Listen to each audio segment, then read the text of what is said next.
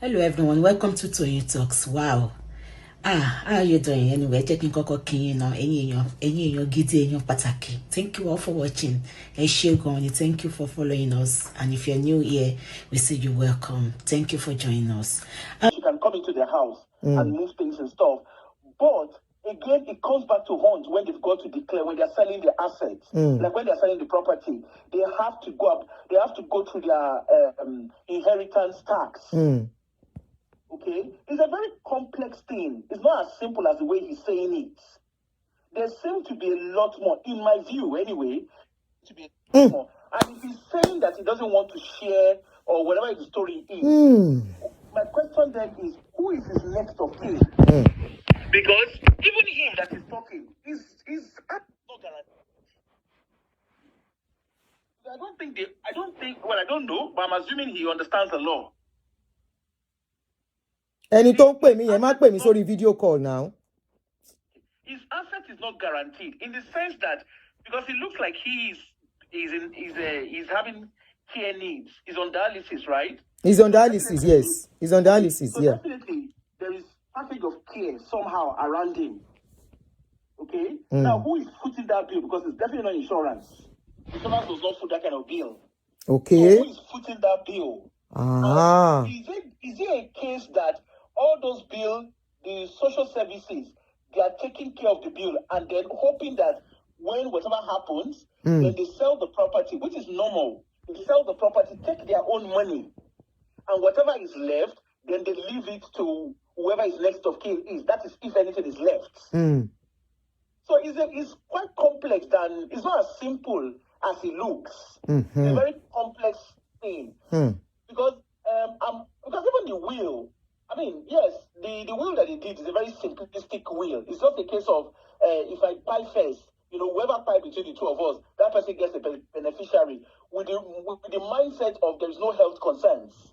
If there's health concerns, it changes the dynamics completely. You understand? So it's not as simple. It's not as simple as there is money somewhere. For all you care, there might not be any money when he goes himself. Because who is taking care? Who is paying for? Who is footing his own care? Yeah, because they say care is free, but it's only free at 20%. I'm sure he's footing it by himself, and because he's still running the business.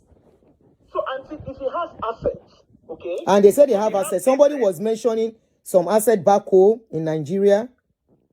Aunty, you saw those things. It's story for the gods.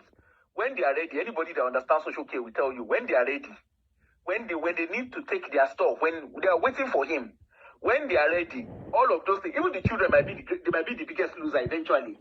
His own children. You understand? Yeah, everybody might be every other person, even in the children and his own children too. That is if anything is left after the package of care is being paid for. Okay. Tobacco abi, to no baku. Yes, because I think he said something like they had insurance, right? So they took out insurance to pay for the burial. Funeral. Yes, the funeral. Okay.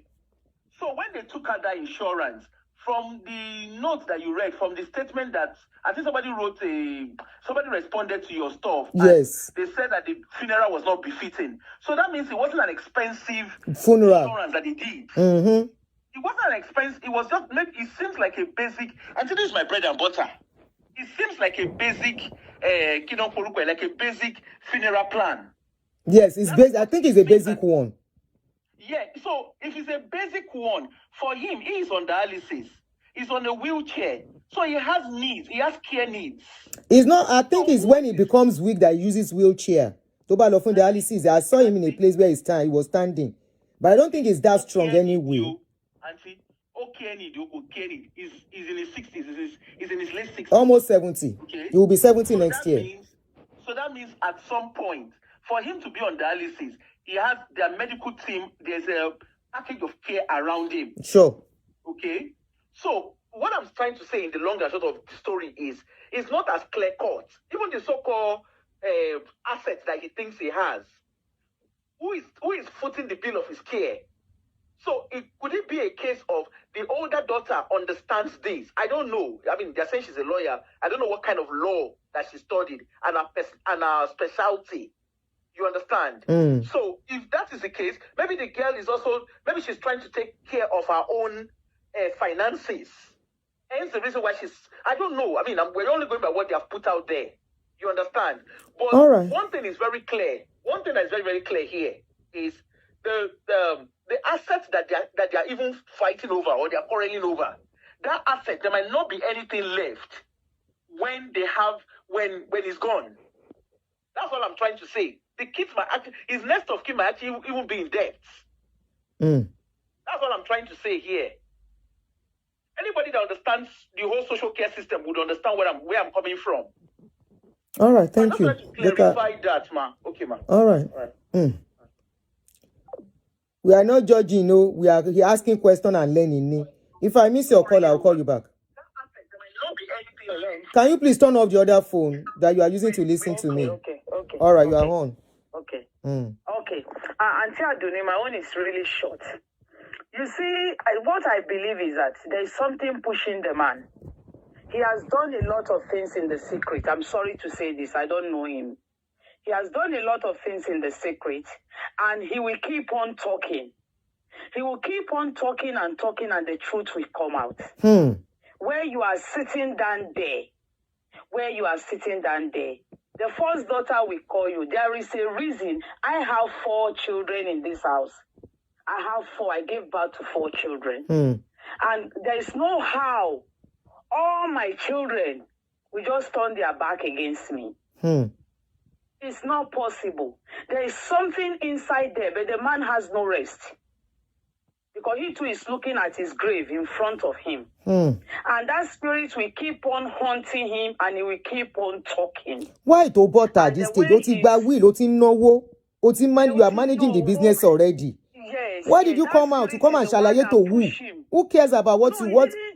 It didn't come out by his own. Something is pushing him. And it's going to come out more. And the truth will come out. We are in the world of karma. Karma is real. And it works fast. God bless you, my sister. Thank you. Thank you, sis. Yeah. Bye-bye. Bye. So that person that is calling from UK, I'm still awaiting your call. If you can still call back. Okay.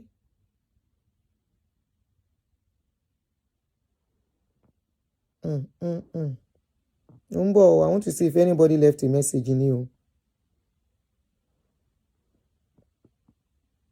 So if you still want to call, that person calling from UK. All right, while we are waiting for that, let me play the voice notes somebody left for me this morning.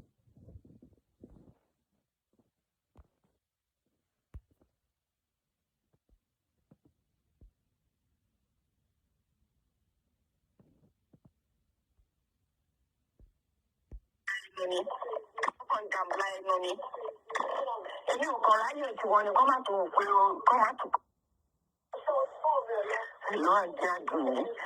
Mo wo program fún mi àti Isaac náà máa ń bèrè ọkọ ẹ̀. Kò sẹ́rí gbogbo nǹkan tó ń sọ yẹn, òfò pátápátá ni.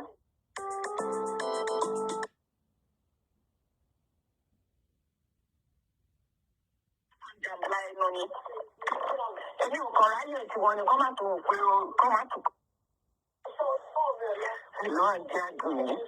Mo wo program fún mi àti Isaac náà máa ń bèrè ọkọ ẹ̀. Kò sẹ́rí gbogbo nǹkan tó ń sọ yẹn, òfò pátápátá ni. Sẹ́rí ó lọ joyè. Mo kàn sẹ́rí kú tó pa ni mo sọ o. Tó bá yẹ pé mo mú nígbà tí wọ́n bímọ tó bí first born ẹ̀ yín náà, àjọ wà náà. Ẹ̀gbọ́n mi ni. Sẹ́rí number 1, ajáyé onílé àfìbò tiẹ̀ mọ́lẹ̀. Nemesis ló catch up pẹ̀lú ẹ̀. Àwọn ọmọ yẹn wọn ò fìgbà kan láìkí Isaac torí wọ́n mọ̀ pé Isaac ń lò ó ni ó ń gbowó ọwọ́ ẹ̀. Gbogbo nǹkan ló ṣe fún Isaac. Kódà ó máa ń bẹ Isaac yẹn kó dó orin. Nígbà tí Isaac bá dó, ó máa dúpẹ́ lọ́wọ́ ẹ̀. Thank you my darling, thank you my dear. Ó lè má wálé fọ́sẹ̀ kan ní Isaac. Ó tẹ̀lé má wálé fóṣù kan. To cut long story short, kẹ mọ bẹ́ẹ̀ ṣe wà náà ìjà tẹ́lẹ̀ kẹ wá báńkà yín àti ìyàwó ẹ̀ ìgbà tó ní problem ó wá sí London pẹ̀lú ìyàwó àtọmọ kan fún mi fi oògùn gbà mọ́yàwó ẹ̀ wọ́n dẹ̀ pé immigration fúnyàwó wọ́n deport ìyàwó yẹn àtọmọ ẹ̀yọ kan tó kọ́kọ́ bí láyé ẹ̀ following month gbogbo wa la tẹ̀lé wọn lọ registry so kò sígbà kan táwọn ọmọ yẹn ti gbà kan lọ́ọ̀fẹ̀ gbogbo nǹkan tó dẹ̀ ń ṣe pátá ó ṣí cab office ó ṣe fún Isaac ó ṣí restaurant ó ṣe fún Isaac èmi tí mò ń sọ̀rọ̀ yìí wọ́n fògùn gbalé lọ́wọ́ mi gbogbo nǹkan tó ikú tó pa yẹn ó lọ joyè ni àwọn oyè ẹ̀ tó dẹ̀ máa ń jẹ àwọn ọkọ ẹ̀ ló máa fi ń dájọ́ so bó ṣe jẹ last oyè yẹn Isaac ni wọ́n náwó gan Isaac ti wá ń kú lọ mo rò káwọn èèyàn ẹ̀ nílẹ̀ Ìgbò àwọn bẹ́ńdẹ̀ wọ́n lọ wádìí. nǹkan tí mo rí nìyẹn mo bá ní inbox mi láàárọ̀ yìí ni. nǹkan tó bá nìyẹn gbogbo nǹkan tí wọ́n sọ yìí àwọn tó ń sọ̀rọ̀ yìí wọ́n kàn ń dàmúlá ẹnu ni. èmi ò kàn ráyè tiwọn ni kọ́ máa tún pé kọ́ máa pariwo mi àtàwọn ọmọ yẹn gan gbogbo àwọn ọmọ yẹn gan máa jẹ ìyà láyé wọn á gbọ́ lọ́rùn ó ṣe ogún tí ìyàwó lè kó jọ ẹlẹ́dàá èmi tó ń sọ̀rọ̀ yìí kò ní jẹ́ kí wọ́n jèrè wàláyò Isaac ó yàgbẹ́ sára ni kó tó di pé wọ́n lọ ṣe back to sender wọ́n ṣe back to sender yẹn ni fún mi fi kú woman tó tẹ̀lé lọ tó jẹ́ right hand woman náà ìyẹn kú one month before kí fún mi tó kú tó tẹ̀lé lọ jẹ oyè yẹn everybody ní family woman yẹn dẹ̀ ló ń sọ pé fún mi ló lu ẹ̀gbọ́n àwọn ló lu àǹtí àwọn Rónkẹ́ ni woman yẹn ń jẹ́ lẹ́kọ̀ọ́ wọ́n ti everybody ló wà pé fún mi ló lu woman yẹn nígbà tó lọ jẹ oyè àtìgbà yẹn ni wọ́n ní wúrẹ́ dúdú ti máa wá na woman yẹn oríṣiríṣi àlùjọ ló ń yọ sí woman yẹn títí woman yẹn kéku ni gbogbo wọn alágbára burúkú ni wọn Ọlọ́run ló mú wọn wọ́n dẹ̀ ṣẹ̀ bẹ̀rẹ̀ ni Isaac náà wọn yàgbẹ́ sára tó máa fi kú ni àwọn ọmọ yẹn náà ètò mu drug wà ní wọn ẹgbẹ́ yìí tí wọ́n sọ̀rọ̀ ẹ̀ yìí lóòótọ́ òbí ìsìn ni 85 ló ti wà diabetic gbogbo wọn máa kú ní kọ̀ọ̀kan nǹkan tí wọ́n jẹ nǹkan tí mo rí nìyẹn o. Every other thing èpè yẹn ò mi ò ti bẹ̀rù èpè náà ẹni tí ò bá ṣe nǹkan èpè ò lè mú so I'm not bothered about the èpè inside but one thing I want to bring out that made me try to play the voice notes was what the woman said that the man had a wife. The man had a wife. I'm not bothered about the cause or whatever she says in that place. That is inherent rubbish. But what I'm trying to bring out of the voice note was how how they met. The guy had a wife before. She said the guy had a wife before with a daughter when Fumi met her. And when they met, he now divorced the wife and both of them called immigration on the wife and the daughter to be deported back home. You know, I kept asking questions. I said, where is the first daughter of this man? You are after this woman's other children. Toby, àwọn ọmọ ẹ̀ tó ti ń dá tọ́kọ́ tó pàdé ẹ̀ tí wọn ò ní wàhálà. No volume, K. Somebody said no volume. What's going on?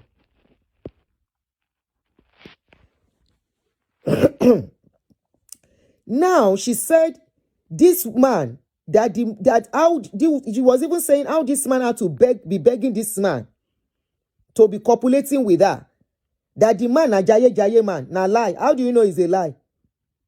How do you know it's a lie? Which one are you saying a lie? Ẹ jẹ́ àgbọ́ lẹ́ẹ̀kan sí. Ẹ jẹ́ àgbọ́ sí.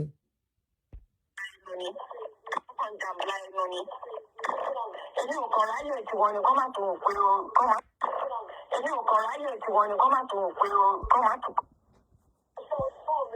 Hello, Aunty Adunni. Mo ń wo prógráàmù fún mi àti Isaac náà máa ń bí ọkọ ẹ̀. Kò ṣẹ́rí gbogbo nǹkan tó ń sọ yẹn, òfò pátápátá ni.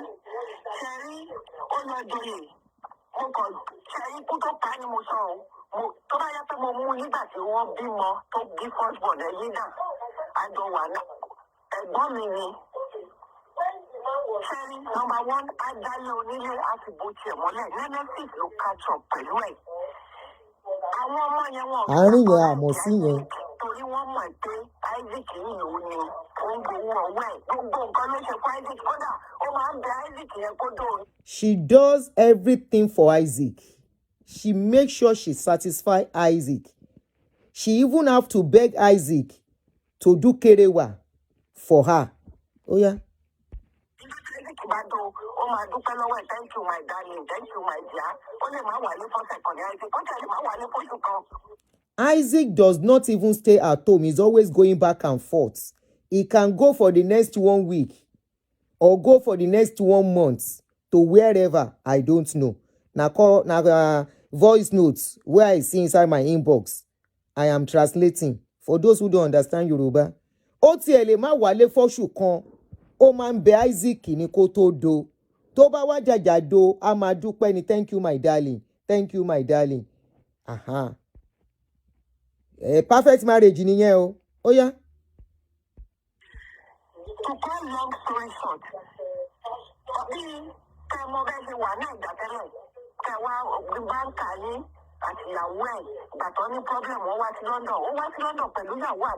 all of you that says I am just piecing things together to make the man look back. The man was a banker in Nigeria. She was a banker to Fumi.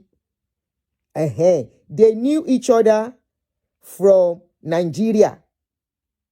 While Fumi was married to her ex-husband.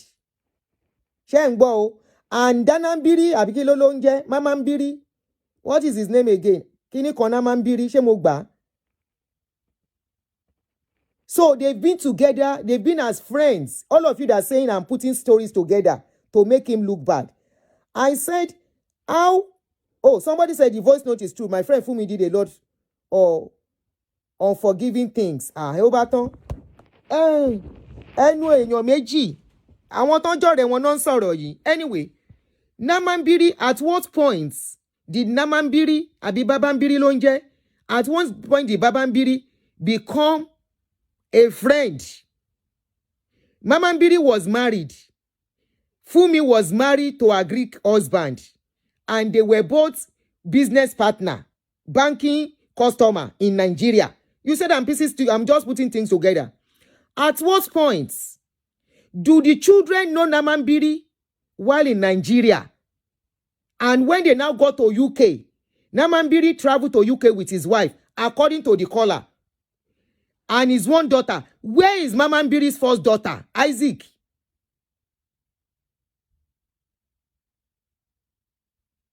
The first daughter of Isaac is from Okoya. First daughter. Okoya's first daughter. Ṣé Biola? Biola ló bímọ fún Mamambiri. Ṣé Biola Okoya, which one? This is getting interesting.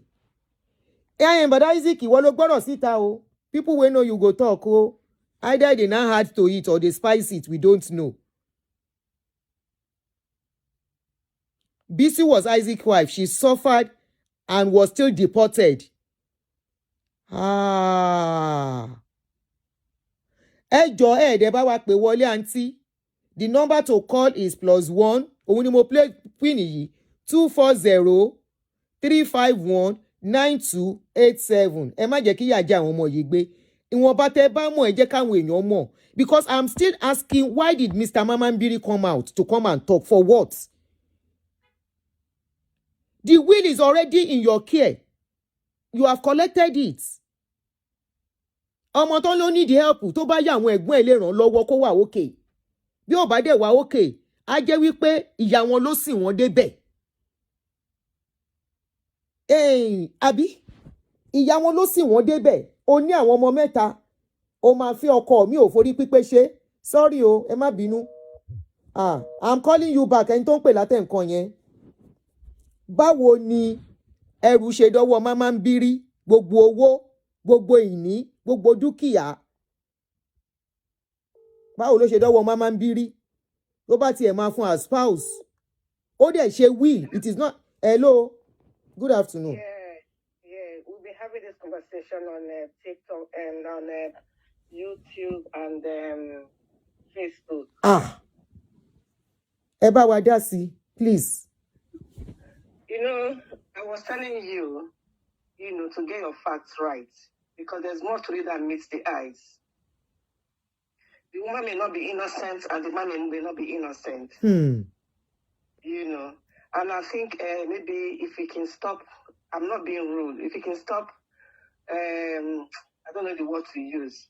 If I say ranting, I'm not being rude about this issue. Who should stop? You, because what you said on Facebook, you sounded as if you're biased. I can have my opinion. Now you have your own opinion. Okay. But the thing is, at the end of the day, what I meant in the sense that, the man has put up to 1 to 6 videos. We played all the videos. And the video, not somebody tell you they met in Nigeria. He told you how they met. That Fumi was a contractor. It was Fumi. At what point did they start dating?